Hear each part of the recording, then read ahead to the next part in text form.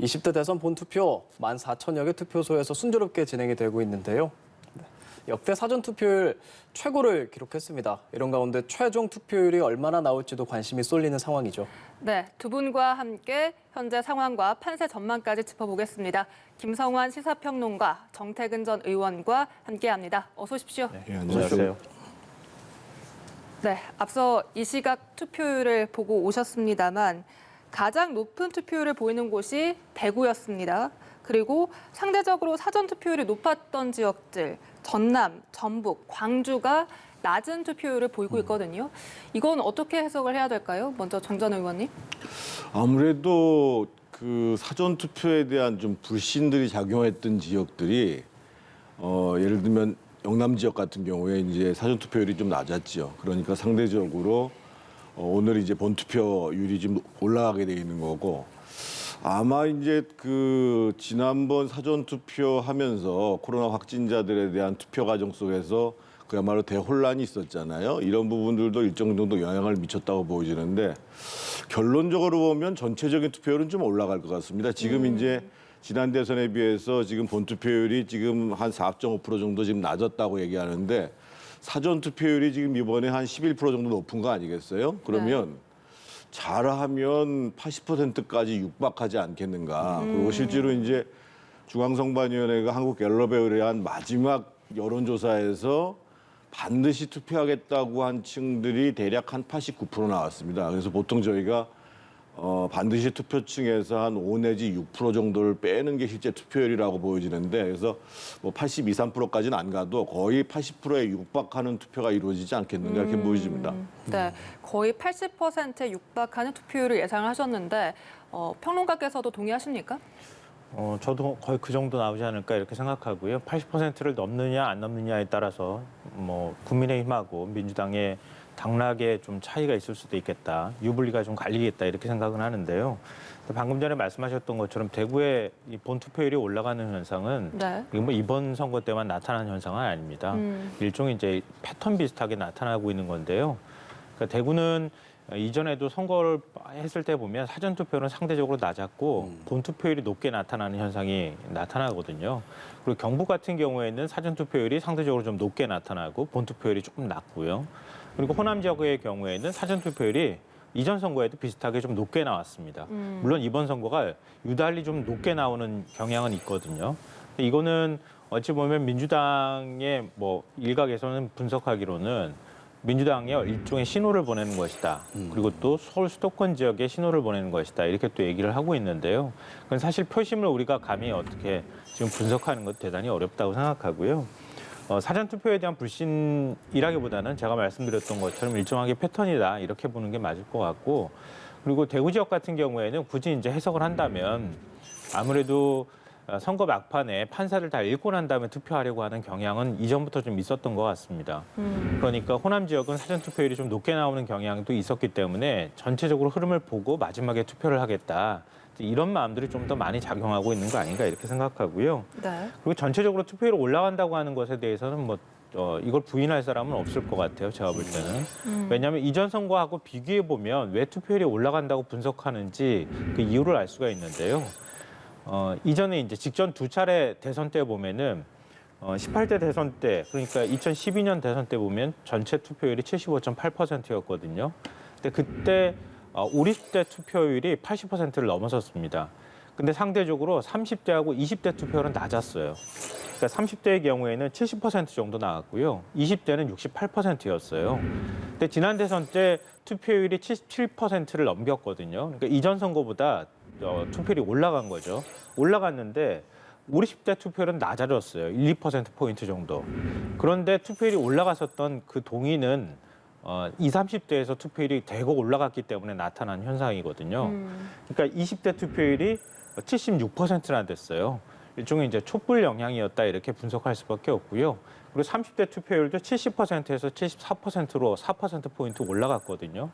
이 얘기는 뭘 의미하냐면 지금 투표율이 전체적으로 사전 투표율도 이전 사전 투표율보다 한 10%포인트 올라가고 전체 투표율도 올라간다고 분석할 수밖에 없는 게 노년층, 그러니까 상대적으로 장년층, 노년층이 투표도 많이 하고 20, 30대 투표도 많이 하면 같이 따라 올라가는 현상이 나타난다는 거예요. 그러니까 양쪽에서 뭐 진영 결집도 이루어진 측면이 있고요.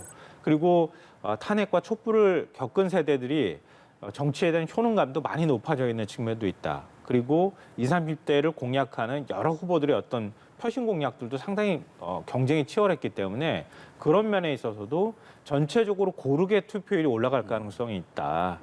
그렇기 때문에 70% 후반대나 많게 보면 80%까지도 볼 수 있지 않나 이렇게 생각합니다. 네, 그러면 그렇게 높은 투표율이 어디에 더 유리하다고 보십니까?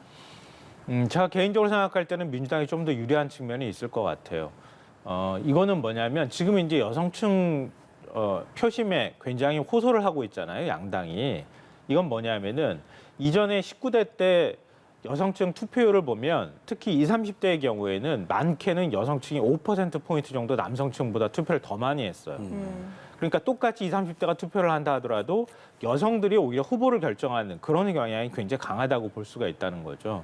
그러니까 그런 측면에서 보면은 전체 투표율을 올리는 데 있어서도 여성층 투표율이 다른 연령대도 보통 한 1%포인트 정도 더 높게 나오거든요. 그러니까 여성층이 더 많이 투표하면 투표율이 올라간다. 이런 법칙이 어느 정도 통할 수 있다고 하는 겁니다. 근데 이번에 대선 보면은 뭐 윤석열 후보의 경우에는 페미니즘 얘기 나왔을 때도 그랬지만 구조화된 성차별은 없다고 얘기한다거나 그리고 뭐 페미니즘이 출산율을 낮추는데 기여를 했다는 측면이라든가 여러 가지 이제 얘기들을 해오지 않았습니까? 더군다나 이준석 대표가 뭐 이른바 이제 성별 갈라치기 논란의 정중심에 서 있기도 했었고요. 그런 면에 있어서 여성층이 좀 그 반감을 가졌던 측면이 있다. 그리고 선거 막판으로 가면 갈수록 어제 이제 워싱턴 포스트 인터뷰 때문에 윤석열 후보가 뭐 답변을 했다는 것 때문에 논란이 좀 되기도 했었잖아요. 네. 그러니까 난 페미니스트다라고 얘기했다가 그걸 또 번복하는 일이 있었기도 했는데요. 그런 것처럼 여성층 표심이 만약에 민주당 쪽으로 조금 기우는 현상이 나타난다고 하면 전체 투표율이 올라가면서 민주당한테 조금 좀 유리한 상황이 뭐 벌어질 수도 있겠다 이렇게 생각합니다. 민주당이 유리하다는 말씀해 주셨는데 동의를 하십니까, 정균 의원님? 이번 선거 과정 속에서 이제 아주 일관된 지표가 있어요. 그게 이제 뭐냐면 정권 교체를 바라는가, 민주당 정권이 연장하기를 바라는가, 이 지표가 아주 일관되게 나타나는 거거든요. 그래서 정권 교체를 바라는 유권자가 적게는 뭐 한 52%, 많게는 57, 8%를 계속 유지를 해왔고, 이건 선거 막판에 가도 똑같았습니다. 그리고 이제 정권을 유지해야 된다는 여론은 공표전 여론조사를 보면 가장 많이 올라갔을 때가 45%예요. 그럼 무슨 얘기냐면 투표율이 올라갈수록 당연히 정권 교체를 바라는 유권자의 비율이 올라가게 돼 있죠, 기본적으로. 그래서 이제 국민의힘이 총력을 다해가지고 투표에 참여해달라 이렇게 얘기를 한 것이고, 저는 뭐 투표율이 올라갈수록 지금 사실은 국민의힘에서는 지금 박빙의 상황으로 보지 않습니다, 지금요. 그래서 표차가 오히려 좀 벌어질 가능성이 있지 않겠는가 이렇게 보여지고, 하나 변수가 있었다고 한다면 막판에 코로나 상황, 예를 들면 어제 같은 경우가 코로나 확진자가 32만 명 나왔거든요. 그래서 네. 무려 500만 명을 돌파를 해서 34만 명 나. 전 국민 중에 이제 10명 중에 1명이 걸리는 상황이거든요. 이 방역 상황에 대해서 그 국민들이 시간이 갈수록 이 정부의 무능에 대해서 상당히 문제의식을 느꼈을 것이고, 뭐 또 어떻든 제가 아까 그 정권 교체에 대한 그 여론을 말씀드렸는데 막판에 이제 여론조사 공표 금지 기간 이후에 있었던 윤석열, 안철수 후보의 단일화도 긍정적인 영향을 미쳤을 거라고 보기 때문에 투표율이 올라가면 저는 당연히 윤석열 후보 쪽으로 그 더 많은 득표가 가지 않겠는가 이렇게 판단합니다. 네, 또 어제 제가 여론조사 전문가를 만났는데요. 서로 네. 간에 의견이 일치합니다라고 했던 지점이 있었어요. 무엇입니까? 그러니까 정권 교체 여론이 높은 거하고 정당 지지율하고 어떤 게 더 많은 영향을 미칠까요? 이렇게 얘기했을 때 정당 지지율이에요라고 하는데 의견이 일치가 되더라고요. 그러니까 정권 교체 여론이 높은 건 사실입니다. 그거는 사실인데요. 정권 교체 여론이 과반입니다. 이거는 저는 거짓에 가까운 얘기라고 봐요. 그러니까 여론조사 했을 때 구조화된 설문지를 들여다보면 이재명 후보를 지지하는데도 정권 교체라고 응답하는 일도 같이 잡혀요. 심상정 후보도 역시 마찬가지고요. 뭐 그 이전에는 안철수 후보도 역시 뭐 마찬가지 현상들이 나타났거든요. 그러니까 정권 교체 여론이라고 하는 거에는 어떤 후보를 지지하는가하고 상관없이 후보가 후보가 달라지면 정권 교체라고 인식하는 그런 경향도 일부 들어가 있다고 하는 거예요. 그러니까 정권 교체가 여론이 과반입니다라고 말하기에는 어렵다. 그리고 정권 교체 여론하고 정권 유지 여론이 선거 막판으로 가면 갈수록 비슷하게 나타나는 현상을 보였거든요. 그런 부분에 대해서 말씀드리고 싶고요. 네. 제가 왜 민주당하고 국민의힘 지지율을 좀 봐야 된다 이렇게 말씀드렸냐면은 각 정당 지지율은 오롯이 그 정당을 지지한다고 하는 의사 표현이 뚜렷하게 나타난다고 하는 거예요. 그러니까 민주당하고 국민의힘 정당 지지율이 국민의힘이 상당히 높게 나왔거든요. 민주당이 내내 열세에 있었던 상황이었습니다. 근데 선거 막판으로 갈수록 거의 정당 지지율이 비슷하게 나오고 이제 딱 붙었다고 해도 과언이 아니거든요. 그러니까 정당 지지율의 측면으로 바라보면 지금 이제 판세는 거의 초박빙의 판세라고 보는 게 타당하다. 그렇게 생각합니다. 네, 두 분께서 이렇게 판세를 다르게 읽는 것만큼이나 양당의 이 판세 전망도 다릅니다. 네. 민주당은 1.5에서 3%포인트 차의 박빙 승리를 예상하고 있고요. 국민의힘은 10%포인트 차이의 압승을 전망을 하고 있어서 이렇게 두 양당이 너무 달라도 다릅니다. 10%까지 나올 수 있을지는 잘 모르겠어요. 아마 이제 투표율이 높아지면 또 그렇게 갔을지도 모르겠는데 지금 이제 여론조사 공표 기간 직전에 있었던 갤럽 조사 같은 한국 갤럽 조사 같은 경우가 단일화 전에 조사였었거든요. 그때 네. 이제 한국 갤럽이 한 3.6% 정도의 차이를 얘기를 했었어요. 그리고 이제 그 당시에 국민의힘 내에서 이제 지금과 같은 이제 낙관적인 전망들을 했고 이준석 대표가 이제 한 8% 내외의 승리를 뭐 다시 난다 이런 얘기를 했는데 기본적으로 지금 뭐 그런 이후에 큰 뭐 변수라는 게 사실은 없었고 기본적으로 아까도 제가 말씀드렸습니다만 단일화를 포함해 가지고 지금 코로나 상황 여러 가지 경제적인 상황 뭐 이런 부분들을 고려하면 사실은 이제 전체적으로 보면 여권에 이재명 후보의 악재가 오히려 더 있었다고 봐야 되는 것이고 아마 그리고 이제 선관위의 투표 관리 문제도 일정 정도 영향을 미쳤을 거라고 보여지고 그래서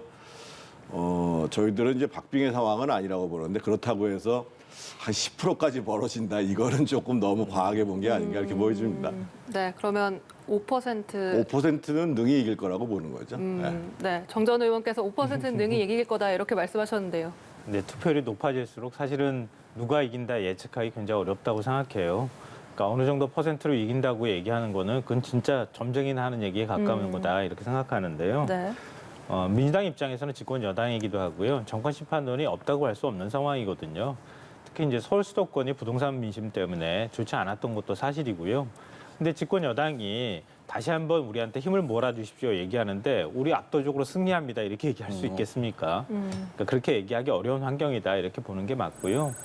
이전에 대선을 반추해 보면 지난 대선의 경우에는 탄핵 국면 이후에 그 다음에 실시된 대선이었기 때문에 아주 특별한 선거였다 이렇게 봐야 될 것 같고요. 국민들의 분노가 워낙 거셌잖아요. 국정농단 사태에 대해서. 그 이전에 두 차례 민주당이 집권을 했던 시기에 이겼던 표차를 보면요. 다 1에서 2% 사이였어요. 그러니까 한국 사회가 왜 보수 사회냐 이렇게 얘기할 때 보통은 이제 그걸 가지고 많이 얘기를 해왔거든요. 97년 대선 때 김대중 대통령이 이길 때도 1.6%포인트 차밖에 나지 않았어요. 거의 박빙, 신승이란 말이 나왔거든요. 그 다음에 노무현 전 대통령이 집권할 때도 그때도 2% 남짓밖에 차이가 나지 않았어요. 근데 그거는 민주당이 현재 한국 사회 구조 내에서 집권을 하는 데 있어서는 총력전을 다해도 겨우 그 정도밖에 표차가 나지 않는다는 얘기가 되는 거거든요. 정반대로 지금 국민의힘에서 집권할 때는 상당히 표차가 많이 났어요. 그러니까 정권 심판론이 살아있을 때 그때 이명박 전 대통령이 당선됐던 2007년 대선의 경우에 보면은 12%포인트 차가 났거든요.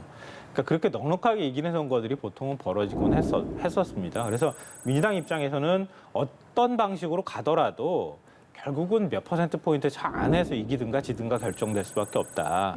이렇게 보이고요. 네. 또 국민의힘 입장에서는 야당이잖아요. 그리고 정권 심판론을 계속 얘기하고 있는 상황이기 때문에 우리가 이렇게 심판하는 데 있어서 승리를 했다고 하는 걸 좀 과시해야 되는 측면이 있다고 보여요.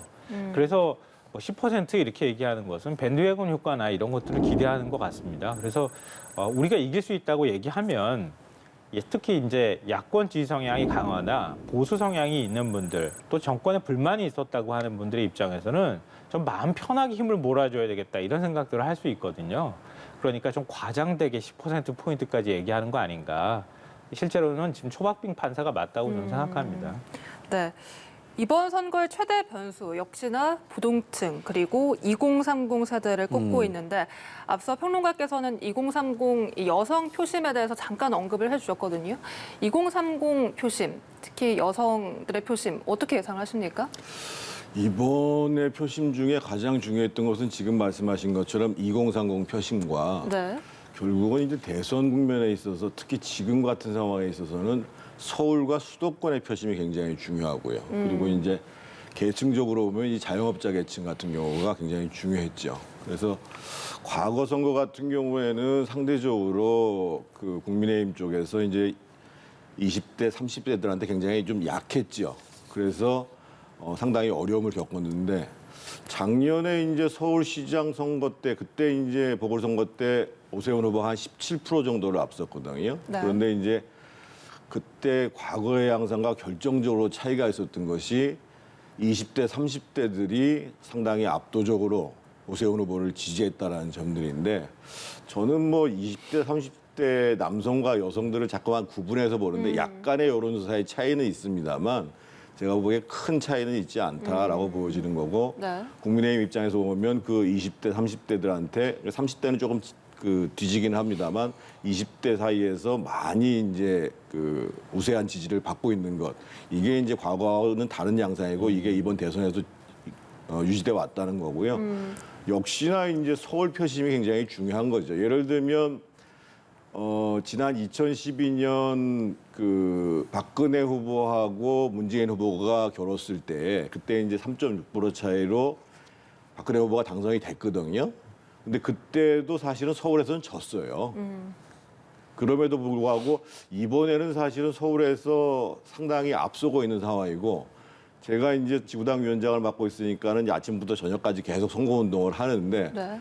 뭐 서울 지난번 보궐선거 정도의 분위기는 아니어도 거기에 한 3분의 2 정도의 분위기는 오는 그런 느낌이어가지고 제가 봤을 때는 지금 이제 과거와 달라진 20대의 표심 그리고 이제 이 서울의 표심 이 문제가 윤석열 후보가 강세를 유지하게 되는 핵심적인 요인이라고 봐야죠. 오늘 신규 확진자 수가 34만 명을 넘은 것, 이 부분도 이 확진자 투표도 변수가 될까요? 사실 예측하기 굉장히 어려운 것 같아요. 왜냐하면 확진자가 몇 명 투표하는지 별도의 통계가 나오지 않거든요. 그러니까 사전 투표 때 확진자 투표가 몇만이었는지가 정확하게 집계가 안 됩니다. 왜냐하면 5시부터 6시 사이에 네. 일반 투표자하고 확진자 투표가 동시에 이루어졌거든요. 그러니까 그 집계만 나오는 것이지 확진자만 따로 잡아가지고 확진자가 몇만 명 투표를 했다. 이걸 지금 확인하기가 어려운 상황이어서 확진자들이 얼마만큼의 투표 성향을 갖고 있는지 분석하기는 좀 어렵다 이렇게 보이고요. 다만 이제 오늘은 확진자 투표가 구분이 되잖아요. 네. 그러니까 오후 이제 6시부터 7시 30분까지 투표자가 대체 한 몇만 명 정도 나오는가. 이걸 보면 확진자들이 투표를 기피하는 경향이 나타나거나 또 감염 우려 때문에 투표율이 떨어지거나 뭐 아니면 상대적으로 높아지거나 이런 것들에 대한 분석이 가능하지 않을까 이렇게 생각이 됩니다. 근데 다만 이제 그 확진자가 많이 나왔던 것 때문에 방역 실패 때문에 뭔가를 더 심판하고자 한다거나 이런 여론을 만들어내는 건 저는 전체적인 틀에서는 좀 부적절한 지적이라고 생각하는데요. 그러니까 우리가 코로나19 사태가 벌어지고 난 다음에 계속 초기부터 백신 문제부터 시작해가지고 대응하는 데 있어서 사실 K 방역이라고 해서 처음에 초기 대응부터 역학조사 그리고 거기에 따르는 확진자 관리라든가 이런 측면은 전 세계 국가들이 굉장히 잘하고 있다 이렇게 평가를 했던 시점에서도 끊임없이 방역 실패라고 주장을 해왔거든요. 국민의힘에선.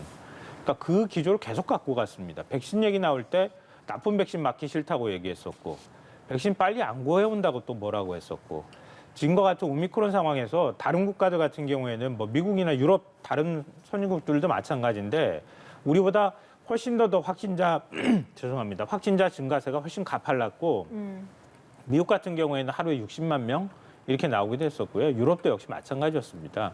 그 큰 고비를 한번 이렇게 넘어가는 과정이라는 게 있는 거거든요. 그 고비가 천천히 완만하게 넘어가느냐 아니면 가파르게 넘어가느냐의 차이였던 거예요. 그러니까 지금 방역 전문가들도 얘기하지만 30만 명대가 정점이 될 가능성이 있다 이렇게 보입니다. 그러니까 방역이라는 걸 가지고 오미크론처럼 전파력이 기존에 델타 변이 바이러스보다 한 3-4배 정도 높은 이런 바이러스가 등장했을 때 기존의 방역 체계나 아니면 방역 체계를 가지고 그걸 감당하기는 쉽지 않습니다. 제일 좋은 방역은 사람들 간에 못 만나게 하는 거거든요. 네. 그렇게 하면 경제가 움직이지 않지 않습니까? 예, 예. 그러니까 셧다운을 해버려야 되는 거예요. 그렇지 않고 관리해 나가면서 할 수 있는 방법은 최대한 그래프가 올라가는 걸 완만하게 가져가면서 국민들 의료 대응 역량을 키워가면서 최대한 피해를 줄이는 방식으로 방역 대응을 할 수밖에 없는 겁니다. 그걸 방역 실패라고 규정하는 것은 애초부터 끊임없이 방역 문제를 정치화했던 그런 주장이 연장선상에 있는 것이다 이렇게 생각합니다. 네. 그리고 이번 대선의 출구조사 결과 발표는 7시 반에 발표가 되는데 사실 6시 이후에 투표하는 확진자 투표가 이 출구조사에 반영이 되지 않고요. 높았던 사전투표도 역시 반영이 되지 않아서 출구조사가 그동안 당선 유무로만 봤을 때는 100% 적중률을 보였는데 이번에도 적중을 할 수 있을까요? 오차가 생길 수가 있죠. 그러니까 이제 최근 들어서 이제 우리 대한민국 선거뿐만 아니라 전 세계 선거에서 사실은 여론조사가 오차가 좀 생겨요. 아주 대표적인 게 이제 미국 대통령 선거에서 트럼프가 당선될 때 대부분 다 힐러리의 당선을 예측했다가 트럼프로 뒤집혔거든요. 근데 조금 전에 앵커께서 말씀하신 것처럼 이번 선거 같은 경우에는 사전투표를 이제 무려 37% 가까이 하셨는데 사전투표에 대해서는 출구조사가 안 되거든요. 네. 그럼에도 불구하고 지금 여론조사 기관에서 두 가지, 그러니까 실제로 조사를 하는 거 하고 그리고 이제 빅데이터를 통해서 보정을 한다고 얘기를 하거든요. 그래서 지금 이제 큰 추이상의 변화가 생긴 부분들이 없기 때문에 당락에 대한 예측은 거의 마칠 거라고 보여집니다. 다만 이제 이 실제 이 득표 차이가 어느 정도 나는가에 대해서는 좀 오차가 생길 수가 있다고 보여지는데 아마 출구조사에서 뭐 당락 결정은 거의 난다고 봐야 될 것 같습니다. 네. 평론가께서도 출구조사에서 당락은 결정이 될 거라 보십니까? 굉장히 어려운데요. 그러니까 예를 들어서 지금 말씀하셨던 것처럼 표차가 많이 난다. 그럴 경우에는 오류가 있을 가능성이 별로 없는 거죠. 애초에 이제 여론 자체가 벌어져 있으니까요. 근데 지금처럼 여론이 거의 붙어 있는 상태가 돼버렸을 경우에는 지금 사전투표에 대한 조사는 결국 여론조사 별도로 전화 면접 조사를 하든 아니면 ARS를 하든 이런 방식으로 보정하는 방법밖에 없거든요. 근데 그걸 일일이 사실 물어보고 확인한다는 게 아무리 샘플을 늘린다 하더라도 오차가 거기에서 일부 발생할 수밖에 없을 것 같고요.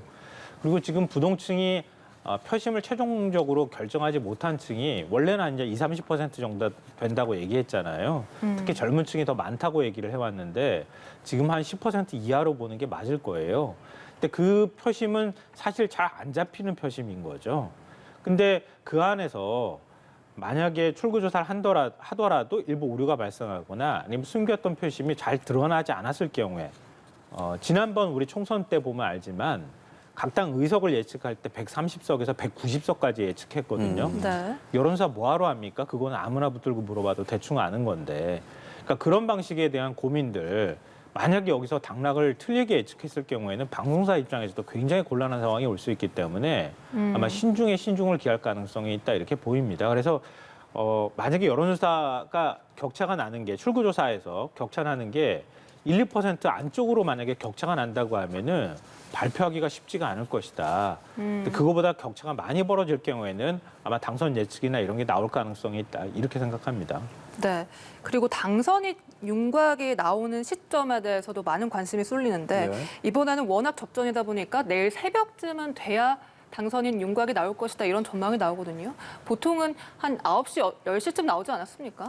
그거는 이제 사실은 표차가 얼마큼 벌어지냐에 따라 다릅니다. 예를 들면 오늘 대략 지금 7시 반에 이제 투표 마감을 하면 아마 이제 7시 반까지 들어오신 분들이 투표할 수 있는 거거든요. 그러면 아마 첫 개표가 한 9시 정도에 이루어진다고 그래요. 사전에 들어온 그 사전 투표 함이 들어오면. 근데 보통 예를 들면 한 3% 이상의 차이가 나면은요.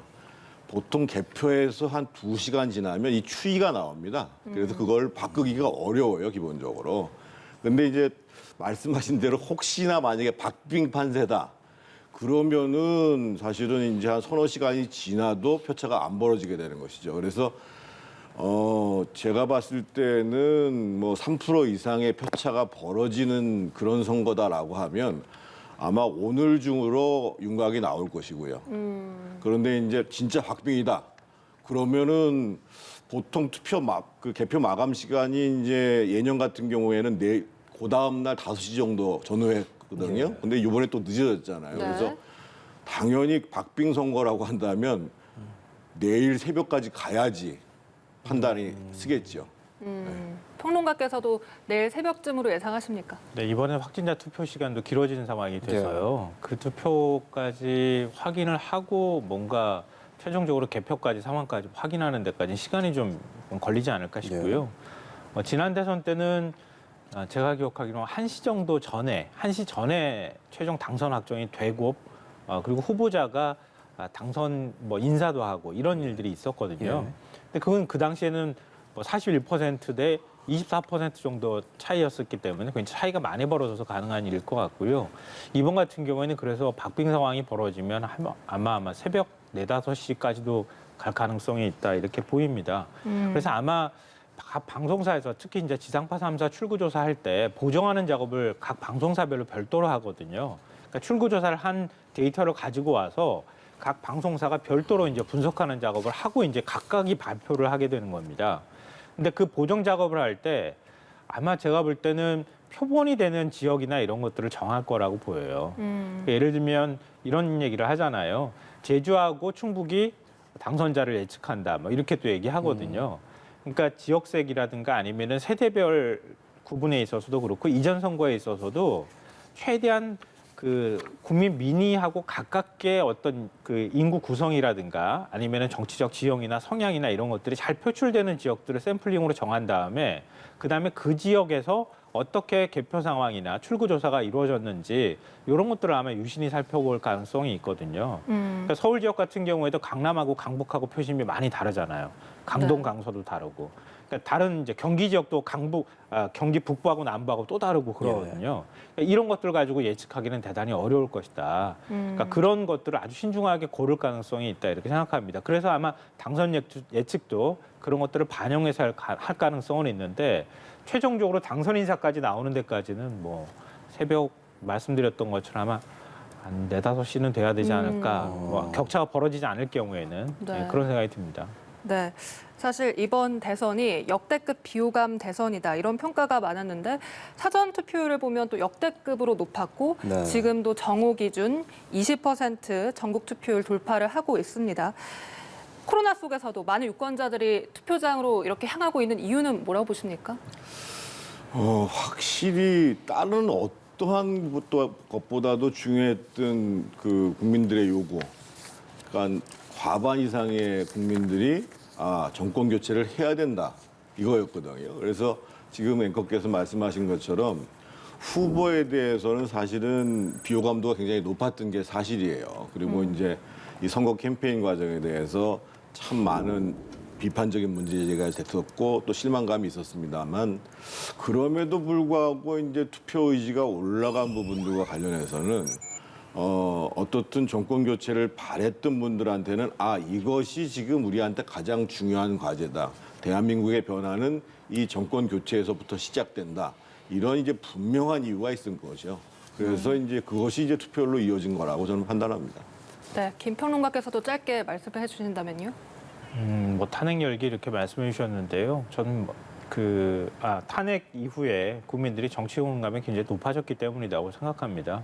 문재인 정부에 대한 비판 여론이 높은 이유도 어찌 보면 기대가 컸기 때문에 나타나는 현상이기도 하다 생각하거든요. 그러니까 이번에도 역시 TV 토론이나 이런 것들 할 때 서로 간에 박빙이고 그리고 또 네거티브가 심했다 이런 차원이라기보다는 국민들은 굉장히 희망을 갖고 뭔가를 보고자 노력을 했다고 생각하거든요. 그러니까 40% 가까운 TV 시청률이라는 게 나올 수가 있다고 저는 생각해요.